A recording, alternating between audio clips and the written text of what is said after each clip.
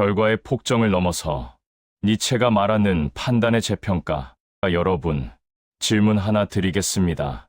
2008년 한 은행 간부가 부동산 시장의 거품을 경고하며 모기지, 채권 투자를 거부했습니다. 동료들은 그를 비웃었죠. 기회를 놓치는 겁쟁이라고. 그런데 몇 달 후 금융위기가 터졌습니다. 순식간에 그는 선견지명이 있는 천재가 되었습니다. 같은 해 다른 은행의 한 간부도 똑같은 우려를 느꼈습니다. 하지만 그는 투자를 결정했습니다. 이사회를 설득해야 했고 분기 실적을 맞춰야 했으니까요.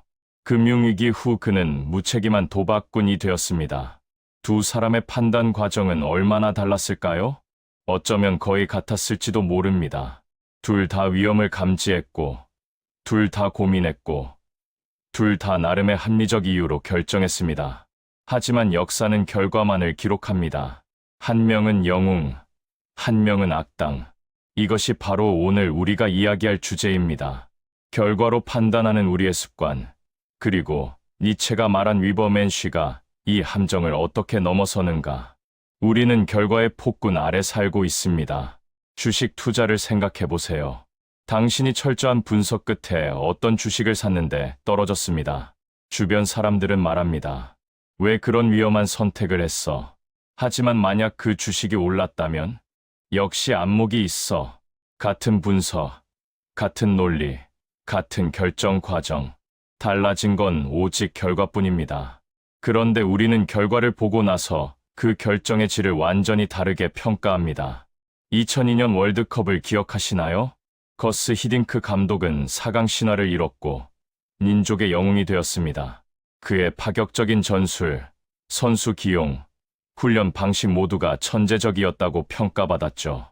하지만 만약 우리가 16강에서 탈락했다면 똑같은 전술과 선택들이 경험 없는 외국인 감독의 무모함으로 비난받았을 겁니다.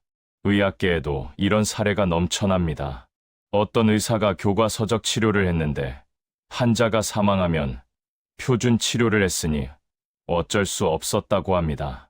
하지만 다른 의사가 파격적인 치료를 시도했는데 환자가 사망하면 왜 검증되지 않은 방법을 썼느냐며 의료 과실로 몰립니다. 재미있는 건 만약 그 파격적 치료로 환자가 살아났다면 그 의사는 혁신적인 명예가 되었을 거라는 점입니다. 이게 바로 결과 편향입니다. 우리는 결과를 알고 난 후에 그 결과가 필연적이었던 것처럼 과거를 재구성합니다. 심리학자들은 이를 사후학 심편향이라고 부르죠. 나는 진작부터 알고 있었어 라는 착각. 더 심각한 건 이 편향이 도덕적 판단과 결합할 때입니다. 선한 의도로 한 행동이 나쁜 결과를 낳으면 우리는 그 사람을 비난합니다. 선의로 포장된 무능이라고. 반대로 이기적인 의도였지만 우연히 좋은 결과가 나오면 결과가 좋으니 됐지 뭐라며 넘어갑니다. 역사 속 혁명가들을 보세요. 성공한 혁명의 지도자는 시대를 앞서간 선구자가 됩니다. 실패한 혁명의 지도자는 무모한 선동가가 되죠. 그들의 신념, 용기, 희생은 똑같았을 텐데 말입니다. 사업도 마찬가지입니다.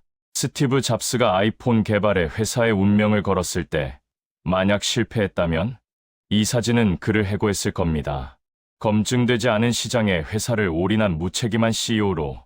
하지만 아이폰은 성공했고 그는 비전을 가진 천재 경영자가 되었습니다. 여기서 니체가 제기하는 근본적인 질문이 등장합니다. 우리는 정말 행위 자체를 평가하고 있는가? 아니면 단지 결과에 맞춰 평가를 조작하고 있는가? 니체는 이렇게 말합니다. 우리가 결과로 판단하는 건 노예의 도덕이라고. 무슨 뜻일까요? 노예는 주인의 평가에 의존해 살아갑니다. 주인이 만족하면 선, 주인이 불만이면 악, 결과가 곧 주인입니다. 우리는 결과라는 주인의 눈치를 보며 과거를 재단합니다. 하지만 위버맨쉬, 니체가 말하는 초인은 다릅니다. 위버맨쉬는 결과가 아니라 과정에서 가치를 창조합니다. 자신의 판단에 책임을 지되 그 판단의 가치를 결과에 의존하지 않습니다. 구체적으로 살펴보죠. 첫째, 위버맨쉬는 불확실성을 인정합니다.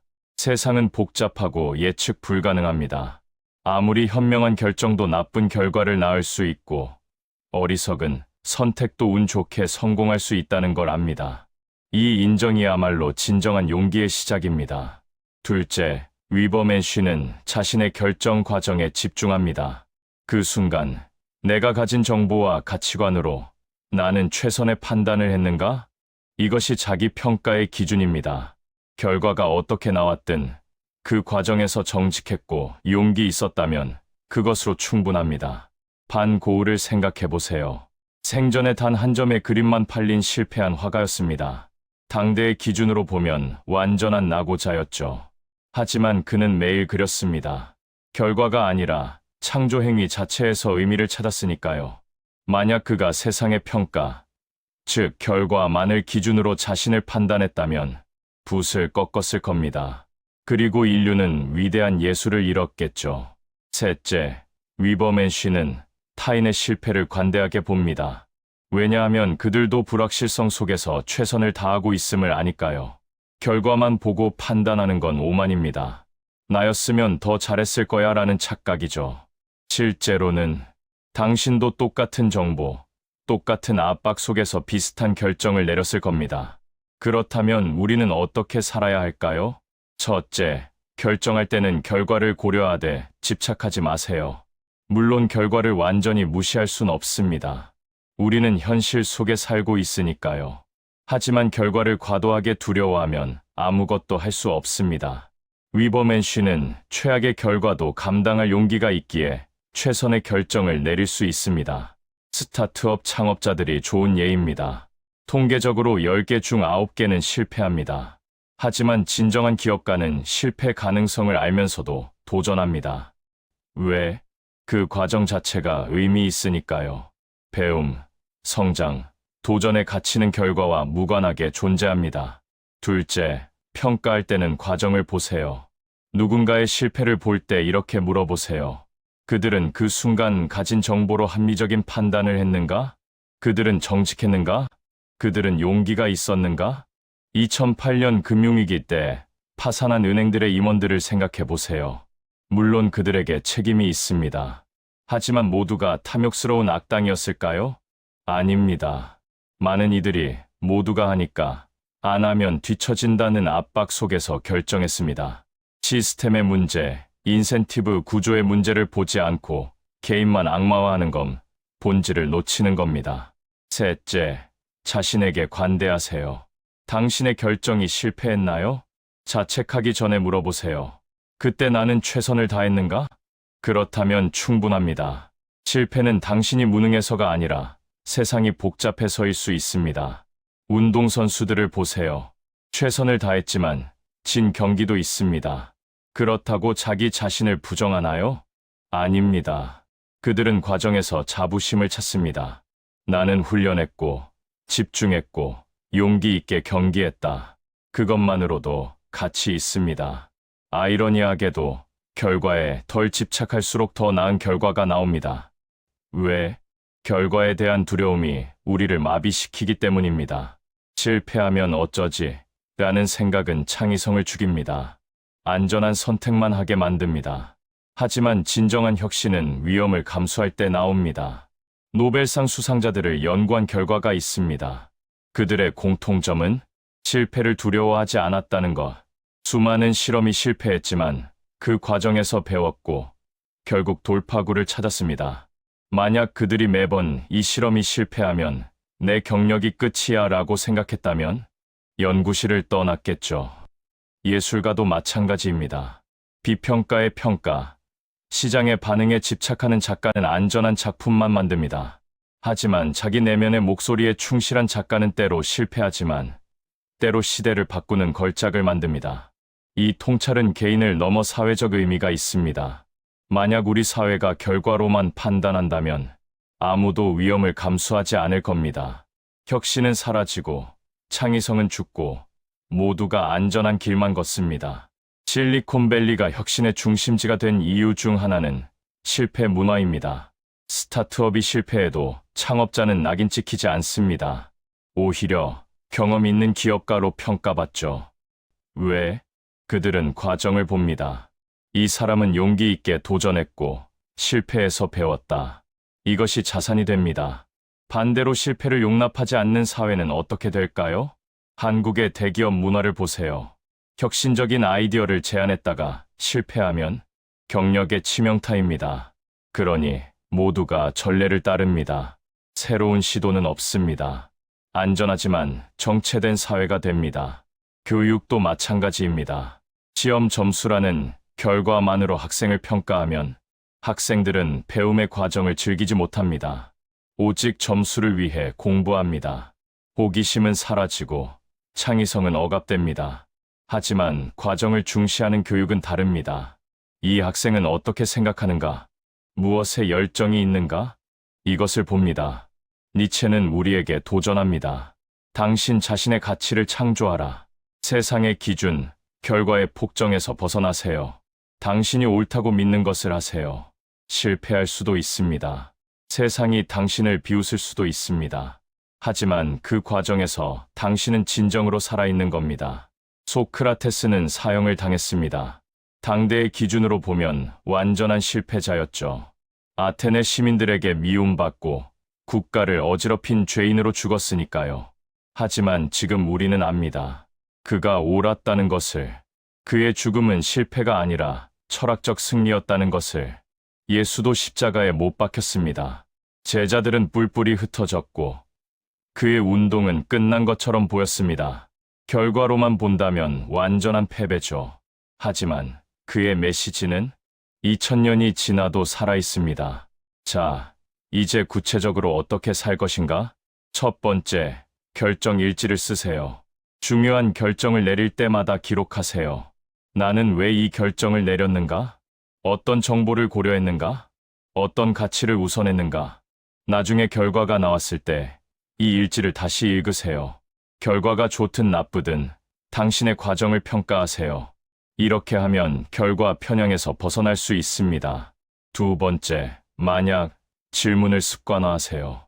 누군가를 평가할 때 이렇게 물어보세요. 만약 결과가 반대였다면 나는 여전히 같은 평가를 내렸을까? 누군가의 성공을 볼 때 만약 이 사람이 실패했다면 나는 이 결정을 어리석다고 했을까? 누군가의 실패를 볼 때 만약 이 사람이 성공했다면 나는 이 결정을 천재적이라고 했을까? 이 질문은 당신의 판단이 얼마나 결과에 의해 왜곡되는지 드러냅니다. 세 번째, 과정 목표를 설정하세요. 결과 목표만 세우지 마세요. 올해 1억 벌기가 아니라 매일 2시간씩 투자 공부하기, 베스트셀러 작가 되기가 아니라 매일 1000자씩 쓰기. 과정 목표는 당신이 통제할 수 있습니다. 결과는 세상이 결정합니다. 과정에 집중하면 결과와 무관하게 성장합니다. 네 번째, 실패를 재프레이밍하세요. 실패했을 때 이렇게 말하지 마세요. 나는 실패했다. 대신 이렇게 말하세요. 나는 귀중한 데이터를 얻었다. 에디슨은 전구를 발명하기까지 수천 번 실패했습니다. 누가 물었죠? 수천 번이나 실패했는데 어떻게 포기하지 않았나요? 에디슨의 답. 나는 실패한 적이 없다. 전구가 작동하지 않는 수천 가지 방법을 발견했을 뿐이다. 이제 타인을 바라보는 당신의 시선도 바뀔 겁니다. 누군가가 실패했을 때 섣불리 판단하지 마세요. 그들이 처한 상황, 그들이 가진 정보, 그들이 느낀 압박을 상상해 보세요. 정치인이 잘못된 정책을 펼쳤나요? 무능하다고 단정하기 전에 물어보세요. 그들이 직면한 딜레마는 무엇이었을까? 어떤 이해관계가 충돌했을까? 친구가 잘못된 투자를 했나요? 왜 그렇게 어리석었어? 라고 하기 전에 생각해 보세요. 나도 그 시점에서 그 정보로 비슷한 결정을 내렸을까? 이런 관대함은 나약함이 아닙니다. 오히려 지혜입니다. 세상의 복잡성을 인정하는 겸손함입니다. 결과의 폭정에서 벗어나면 당신은 진정으로 자유로워집니다. 더 이상 세상의 평가에 흔들리지 않습니다. 성공해도 교만하지 않고 실패해도 절망하지 않습니다. 왜? 당신의 가치는 결과가 아니라 과정에 있으니까요. 빈센트 반 고흐는 이렇게 썼습니다. 나는 항상 나 자신에게 충실하려 노력한다. 세상이 나를 어떻게 평가하든 그것은 내가 통제할 수 없다. 그는 평생 인정받지 못했습니다. 가난했고 외로웠고 정신적으로 고통받았습니다. 하지만 그림을 그쳤나요? 아닙니다. 왜? 그에게 그림은 결과가 아니라 존재의 방식이었으니까요. 우리도 마찬가지입니다. 당신이 진정으로 믿는 것을 하세요. 세상이 박수를 보내든 야유를 보내든 그것은 부차적입니다. 중요한 건 당신이 당신의 길을 걷고 있다는 것. 니체의 위버맨쉬는 신화 속 영웅이 아닙니다. 그것은 우리 각자의 가능성입니다. 결과의 노예가 되지 않기, 타인의 평가에 휘둘리지 않기, 자신의 과정에 책임지기, 불확실성을 받아들이고도 용기 있게 선택하기. 오늘부터 시작하세요. 중요한 결정을 내릴 때 결과만 생각하지 마세요. 이것이 나답게 사는 길인가를 물으세요. 누군가를 평가할 때 결과만 보지 마세요. 그들은 정직했는가, 용기가 있었는가를 물으세요. 자신을 판단할 때 실패에 절망하지 마세요. 나는 최선을 다했는가를 물으세요. 그리고 기억하세요. 어쩌면 당신의 판단은 그저 운이 나빴을 뿐입니다. 하지만 그 과정에서 보여준 용기, 정직함, 노력은 결코 헛되지 않습니다. 그것이 바로 위버맨쉬의 삶입니다. 결과가 아니라 과정에서 의미를 창조하는 삶, 세상의 기준이 아니라 자신의 가치로 사는 삶. 이제 질문을 바꿔봅시다. 나는 성공했는가가 아니라 나는 나답게 살았는가? 당신의 답은 무엇인가요?